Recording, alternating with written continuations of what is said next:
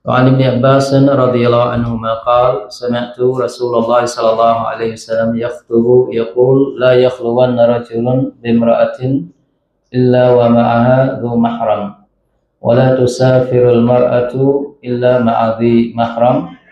فقام رجل فقال يا رسول الله إن امرأتي خرجت حاجة وإني اكتتبت في غزوة كذا وكذا فقال انطلق فحج مع امرأتك متفق عليه واللفظ لمسلم Ibnu Abbas radhiyallahu anhuma ban dikataខ្ញុំបានឮ Rasulullah sallallahu alaihi wasallam លោកមានប្រសាសន៍នៅក្នុងគណៈពេលដែលលោកថ្លែងសន្ទរកថាដោយលោកពោលថា لا يخلون رجل بامرأة إلا ومعها ذو محرم មានន័យថាចូលកុំឲ្យបរិសុទ្ធនៅស្ងាត់ស្ងាត់ជាមួយនឹងស្ត្រីតែពីរនាក់លើកឡើងតែមាន mahram ولا تسافر المرأة إلا مع ذي محرم ហើយចូលកុំឲ្យស្ត្រីធ្វើដំណើរលើកឡើងតែមាន mahram អមដំណើរទៅជាមួយ فقام رجل ពេលនោះមានបរិសុទ្ធម្នាក់គាត់បានក្រោកឈរ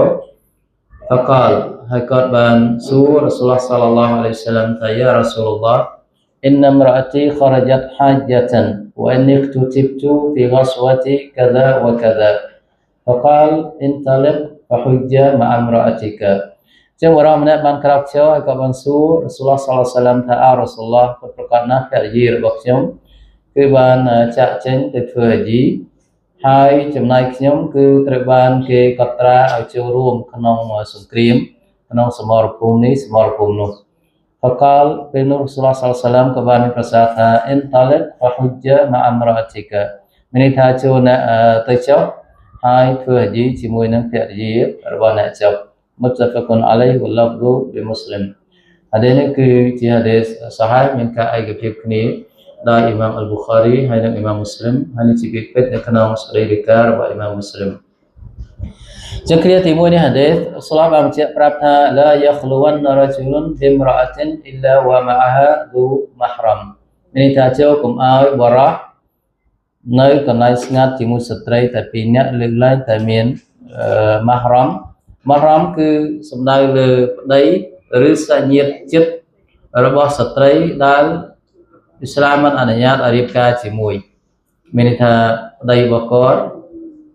ឬក៏ឪពុកឬតាឬកូនឬក្មួយឬបងប្អូនបង្កើតជាបរិសុទ្ធ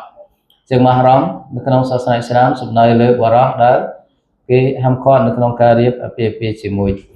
ចឹងអ៊ីស្លាមហាមឃាត់ស្ត្រីនិងបរិសុទ្ធនៅកន្លែងស្ងាត់តែពីរនាក់ចឹងដោយសារថាការនៅកន្លែងស្ងាត់តែពីរនាក់គឺអាចដឹកនាំទៅរកគ្រោះថ្នាក់ដោយមានវិច័យប្រាប់នៅក្នុងហាឌីសថាបរិសុទ្ធនិងស្ត្រីនៅកន្លែងស្ងាត់តែពីរនាក់គឺមានអ្នកទី3គឺសៃតាននិងអុចអាលពួកគាត់ឲ្យធ្លាក់ទៅក្នុងប្រការដែលអល់ឡោះស៊ុបហានវតាអាឡាហាមឃាត់ចឹងកន្លែងស្ងាត់គឺសំដៅលើកន្លែងដែលគេមើលមិនឃើញកន្លែងដែលគេស្ដាប់មិនឮអ្វីដែលគាត់និយាយគ្នាចឹងករណីនោះត្រូវបានហាមឃាត់ចឹងហើយបានជានៅក្នុងសាសនាអ៊ីស្លាមចំពោះអ្នកដែលគាត់នៅផ្ទះដែលគេមើលពីក្រៅមិនឃើញឧទាហរណ៍ដូចផ្ទះល្វែងដែលទ្វារបិទជិតហើយកញ្ចក់របស់គាត់មើលពីក្រៅមិនឃើញនៅក្នុងករណីដែលនៅផ្ទះមានតែស្ត្រីអត់មានកូនរបស់គាត់នៅជាមួយចឹងគណៈពេលដែលបរិសុទ្ធដោយសារនិកាសសូមអ៊ីសិនដើម្បីចូលទៅជួបគាត់ឬក៏មានការអីគឺគាត់មិនទៅអនុញ្ញាតឲ្យចូលទៅក្នុងផ្ទះទេចឹងមានការអីគាត់ចេញមកខាងក្រៅហើយនិយាយនៅខាងក្រៅផ្ទះដោយសារអីគេកាលណាចូលទៅក្នុងផ្ទះគឺកន្លែងដែលស្ងាត់ចឹងគេមើលអត់ឃើញគេស្ដាប់មិនឮចឹងអ៊ីស្លាមហាមឃាត់ករណីនេះគាត់មានទោសលើកឡើងតែផ្ទះរបស់គាត់គឺបើកទ្វារចំហគេមើលពីក្រៅទៅឃើញឬក៏កញ្ចក់ឬក៏បង្អួចផ្ទះរបស់គាត់បើកចំហគេមើលពីក្រៅទៅឃើញករណីនោះគឺអត់បញ្ហាទេក្នុងការនិយាយគ្នានៅក្នុងលក្ខខណ្ឌនោះប៉ុន្តែបើសិនបើផ្ទះរបស់គាត់គឺមើលពីក្រៅមិនឃើញទេចឹងករណីនេះគាត់មិនត្រូវអនុញ្ញាតឲ្យអ្នកដែលសាសនិកាចូលទៅក្នុងផ្ទះរបស់គាត់ទេចូលទៅក្នុងផ្ទះរបស់គាត់ទេជាងមានការអីគឺគាត់អាចនិយាយពីក្នុងផ្ទះហើយបរិសុទ្ធនៅខាងក្រៅផ្ទះ គាត់អាចជជែកគ្នាលើកិច្ចការដែលជាតម្រូវការរបស់ពួកគាត់ដូចគ្នាដែរយើងឃើញថាស្ត្រីនៅពេលដែលគាត់ទៅផ្ទះអ្នកដទៃជាងការគាត់មានមិត្តភ័ក្តិឬក៏សាច់ញាតិរបស់គាត់ដែលគាត់ចង់ទៅសួរសុខទុក្ខហើយជាងការអ្នកដែលគាត់ចង់ទៅសួរសុខទុក្ខជាស្ត្រីអត់នៅប្តីគេនៅឬក៏សាច់ញាតិជាបរិសុទ្ធគេនៅករណីនេះគាត់មិនត្រូវចូលទៅក្នុងផ្ទះនោះទេគាត់មានការអីគឺគាត់និយាយខាងក្រៅផ្ទះនិយាយខាងក្រៅផ្ទះចឹងมันអាចទៅនៅកន្លែងស្ងាត់ជាមួយនឹងបរិសុទ្ធតែពីរនាក់ទេនៅក្នុងសាសនាអ៊ីស្លាមរបស់យើងចឹងនេះជាអ្វីដែលអ៊ីស្លាមណែនាំដើម្បីការពារពីគ្រោះថ្នាក់សូម្បីតែបងប្អូនថ្លៃនៅក្នុងសម័យកាលបច្ចុប្បន្នអ្នកអ៊ីស្លាមខ្លះគាត់ធ្វើបរហែតទៅនឹងសាច់ថ្លៃសាវករ៉ាស៊ូលនប៊ីនៅពេលដែលនប៊ីសល្លាមបានប្រសាសន៍ថាអ៊ីយ៉ាកុមអឌ្ឌុខូលអលនីសាមានន័យថាជួបអ្នកប្រុងប្រយ័ត្នអំពីការចូលទៅជួបស្ត្រីនៅកន្លែងស្ងាត់ស្ងាត់ពេលនោះសាវកក៏សួរថាអរអៃតលហានូមានន័យថាអរ៉ាស៊ូលឡោះចុះសាច់ថ្លៃមានន័យថាបងថ្លៃអូនថ្លៃជាបរិសុទ្ធអាចចូលទៅជួបស្ត្រីដែលជាភរិយាប្រពន្ធបងប្អូនគាត់បានឬអត់នប៊ីបានមានប្រសាសន៍ថាអលហាមុលម៉ូតមានន័យថាសាច់ថ្លៃនឹងហើយគឺនាំឲ្យធ្លាក់ក្នុងបកាគ្រោះថ្នាក់នាំឲ្យស្លាប់មានន័យថាសាច់ថ្លៃគឺងាយនឹងធ្លាក់ទៅក្នុងទង្វើអាក្រក់ជាងអ្នកផ្សេងទៀតដោយសារអ្នកដែលជាសាច់ញាតិគឺគេមិនសូវចាប់អារម្មណ៍នៅក្នុងការចេញចូលផ្ទះប៉ុន្តែសេតានគឺវានឹងដុតបញ្ឆេះនៅបញ្ហារវាងពួកគាត់អញ្ចឹងបងថ្លៃអូនថ្លៃមិនអាចនៅកន្លែងស្ងាត់តែពីរនាក់ទេគឺឃើញថាបច្ចុប្បន្នមានបងប្អូនអ៊ីស្លាមយ៉ាងខ្លះក៏ធ្វើប្រហែលទៅក្នុងប្រការហ្នឹងរហូតដល់បងប្អូនថ្លៃគាត់នៅផ្ទះជាមួយគ្នាតែពីរនាក់ករណីនេះគឺអត់ត្រឹមត្រូវទេនៅក្នុងសាសនាអ៊ីស្លាមរបស់យើងព្រោះថាការហាមឃាត់អំពីការអាពាហ៍ពិពាហ៍រវាងបងថ្លៃនិងបងប្អូនថ្លៃគឺការហាមឃាត់ក្នុងរយៈពេលកំណត់មិនមែនជាការហាមឃាត់រយៈជារៀងរហូតទេប៉ុន្តែបើអ្នកដែលត្រូវបានហាមឃាត់ជារៀងរហូតដូចជាឪពុកក្មេកម៉ាក់ក្មេកករណីនេះគឺមិនបញ្ហាទេដោយសារពួកគាត់គឺហាមឃាត់ក្នុងការរៀបអាពាហ៍ពិពាហ៍ជាមួយគ្នាជារៀងរហូតប៉ុន្តែចំពោះបងថ្លៃប្អូនថ្លៃនេះកាលណាភរិយារបស់គាត់ស្លាប់ឬក៏គាត់បានលែងលះនៅក្នុងសាសនាអ៊ីស្លាមអនុញ្ញាតនៅក្នុងការដណ្ដឹងសាច់ថ្លៃនោះរៀបអាពាហ៍ពិពាហ៍ជាមានន័យថាការហាមឃាត់ក្នុងការរៀបអាពាហ៍ពិពាហ៍គឺបណ្ដោះអាសន្នមិនជារៀងរហូតទេអ្នកដែលត្រូវបានហាមឃាត់ក្នុងរយៈពេលបណ្ដោះអាសន្នបែបនេះក៏មិនអាចទៅណាមកណាតែពីរនាក់ហើយក៏មិនអាចនៅកន្លែងស្ងាត់តែពីរនាក់ដែរគឺសាសនាអ៊ីស្លាមហាមឃាត់វឡានុសាហ្វីរុលម៉ារអតុអ៊ីឡាម៉ាអាឌីម៉ាហ្រ៉ាំហើយនប៊ីក៏បានមានប្រសាសន៍ថាចូលកុំឲ្យស្ត្រីធ្វើដំណើរលើកឡើងតែមានម៉ាហ្រ៉ាំមានន័យថាការធ្វើដំណើរគឺសំដៅលើផ្លូវឆ្ងាយមិនមែនសំដៅលើការចេញពីផ្ទះទៅផ្សារដូចអ្នកខ្លះនៅពេញក៏ទៅផ្សារនៅក្នុងពេញនេះជាកន្លែងរបស់គាត់មិនមែនចាត់ទុកពីការធ្វើដំណើរទេ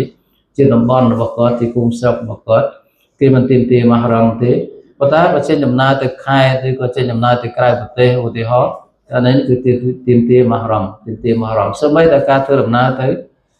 ធ្វើអ៊ីបាដាតដូចជាការធ្វើហាជីក៏ដោយគឺទាមទារម៉ាហ្រ៉ាំកាលណាធ្វើដំណើរនៅក្នុងរយៈចម្ងាយដែលគេចាត់ទុកថាគាត់ជាអ្នកដំណើរប៉ុន្តែក្នុងរយៈចម្ងាយខ្លីនៅក្នុងតំបន់របស់គាត់ដែលបានរំលឹករួចគាត់នៅពេញហើយគាត់ជិះម៉ូតូនៅក្នុងពេញគាត់ទិញអីវ៉ាន់នៅក្នុងពេញកន្លែងនេះគឺភូមិស្រុករបស់គាត់គេមិនទាមទារម៉ាហ្រ៉ាំទេក្នុងករណីដែលគាត់ចាក់ចេញពីភ្នំពេញទៅខេត្តឬក៏ទៅក្រៅប្រទេសគឺចាំបាច់ត្រូវតែមានម៉ាហ្រ៉ាំការដែលស្រាបដាក់លក្ខខណ្ឌឲ្យមានម៉ាហ្រ៉ាំគឺដើម្បីសុវត្ថិភាពរបស់ស្ត្រីការពារសុវត្ថិភាពរបស់ស្ត្រីអំពីការបង្កផលប៉ះពាល់ឬក៏គ្រោះថ្នាក់ពីសំណាក់មនុស្សមិនល្អនៅខាងក្រៅជាងអ៊ីស្លាមដាក់លក្ខខណ្ឌនោះគឺដើម្បីការពារស្ត្រីអ្នកខ្លះគាត់មូលបង្កើតអ៊ីស្លាមថាសាសនាអ៊ីស្លាមគឺបំបិទសិទ្ធិស្ត្រីសម្បីតែការធ្វើដំណើរក៏មិនអនុញ្ញាតឲ្យធ្វើដំណើរម្នាក់ឯងដែរក៏តែមាន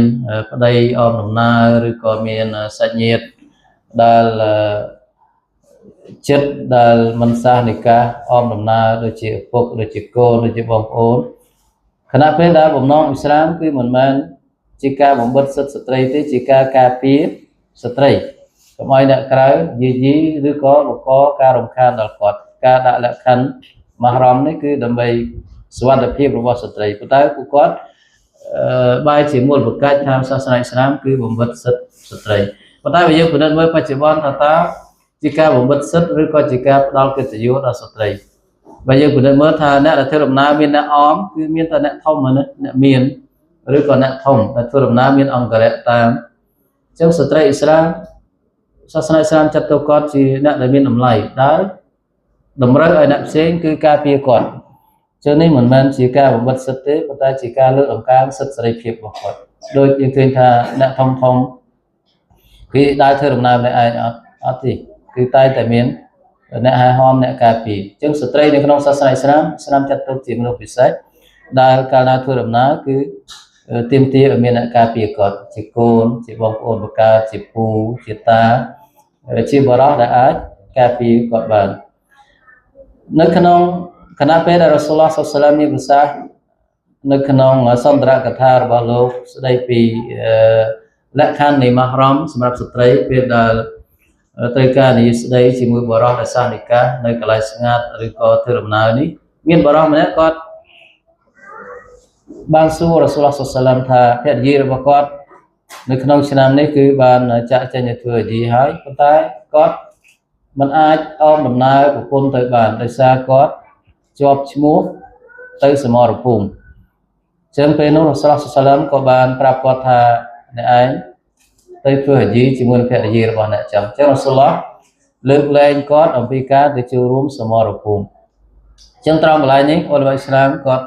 បានបញ្ជាក់ប្រាប់ថាហ្វារឌូអ៊ីនគឺយើងត្រូវផ្ដល់អាទិភាពចំពោះវាជាងហ្វារឌូគីហ្វាយ៉ាដោយសារថាការការពារភរិយាជាហ្វារឌូអ៊ីនការចូលរួមសមរភូមិរបស់គាត់កាលណាគាត់អាចបានចូលរួមមានអ្នកផ្សេងអាចទៅចូលរួមបានអាចជំនួសបានប៉ុន្តែការការពារភរិយានៅពេលដែលភរិយារបស់គាត់ធ្វើដំណើរទៅធ្វើហាជីសួរថាបើគាត់អត់ទៅតើនរណាអាចជំនួសបានអត់មាននរណាអាចជំនួសបានទេអញ្ចឹងចាំបាច់ត្រូវតែអាទិភាពលើហ្វារឌូអ៊ីនជាងហ្វារឌូគីហ្វាយ៉ាចឹងនប៊ីសល្លឡោះអាឡៃហ៊ីវសល្លាមអនុញ្ញាតឲ្យគាត់ទៅធ្វើដំណើរជាមួយនឹងភរិយាដើម្បីទៅធ្វើហាជីហើយលើកលែងគាត់អំពីការចូលរួមក្នុងសមរភូមិជាមួយអ្នកដែលមានលទ្ធភាពស្ត្រីដែលមានលទ្ធភាពផ្នែកថវិកាមហូបអាហារហូបចុកសម្រាប់គាត់និងគ្រួសារមានលទ្ធភាពនៅក្នុងការធ្វើដំណើរប៉ុន្តែគាត់អត់មានមហរ៉មអមដើម្បីជូនគាត់ទៅធ្វើហាជីករណីនោះហាជីមិនវជាប់លើគាត់ទេហាជីគឺមិនវជាប់លើគាត់ទេន័យថាគាត់មិនទាន់គ្រប់លក្ខខណ្ឌវជាប់ហាជីទេទោះជាគាត់មិនទៅធ្វើហាជីក៏អត់ទោសាដែរក្នុងករណីដែលគាត់អត់មានមហរ៉មអមដំណើរគាត់នៅក្នុងការទៅធ្វើហាជីនៅក្នុងការទៅធ្វើហាជីអញ្ចឹងតើតើបញ្ហានេះនៅក្នុងសម័យកាលបច្ចុប្បន្នអ៊ុលម៉ាអ៊ីស្លាមខ្លះគាត់យល់ឃើញថាប្រសិនបើក្នុងការធ្វើដំណើរមានក្រុមមនុស្ស